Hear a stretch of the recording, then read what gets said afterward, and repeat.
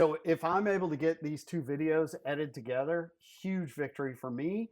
Trying to learn something new, trying to move forward, just as our man Ricardo Gonzalez is doing, just back from Torchbearers. He sent me a note on this. I want to share with you. You remember, as a 1099 employee, you can just be a 1099 employee, or you can be an entrepreneur. The entrepreneur is the one that's constantly looking, constantly testing, constantly trying to get better in order to become more efficient, to create more time, to create more money, to live the life you want to live. So, a lot of news out there on interest rates. They've been bumping down. We've been talking over the course of the last few months on that a bad economy would actually be good for mortgage rates.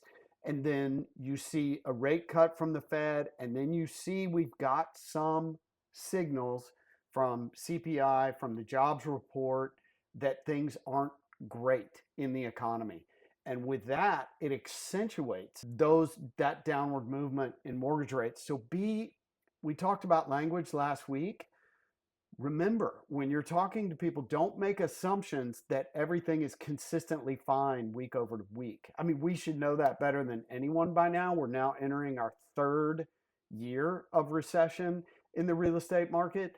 But remember, there are some people who may be in financial distress right now that you've been working with that didn't realize. You also saw ConocoPhillips is laying off thousands of people. That can affect a lot of people in our sphere. So make sure in your communications you're paying attention to that and asking the right questions when you're talking to these folks that you may have already been dealing with. Anyway, let me pass this to the great Ricardo Gonzalez, and have a great week. What's up, everybody? I just wrapped up the Remax Torchbearers event in Louisville, Kentucky.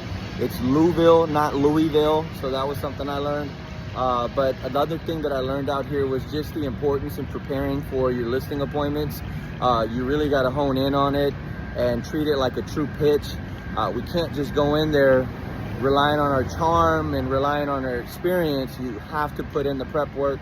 There's so many technology tools and ChatGPT tools that help you become better and more prepared, but it's just putting in that effort.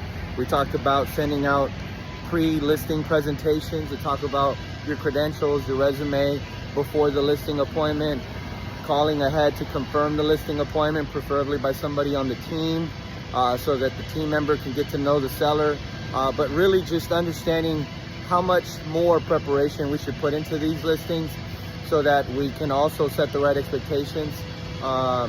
We learned a lot about how AI is transforming our business.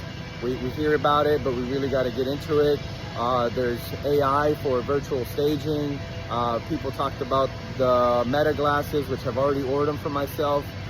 The way that you can do tours and create content with them. You can talk to it and create notes and set reminders and even listen to music without anybody knowing. So a lot of cool stuff on it. And I'll share some of the AI chat tools and different apps that they discussed. But all in all, it was a great experience, and I'm so happy to be here and ready to go back home. See ya.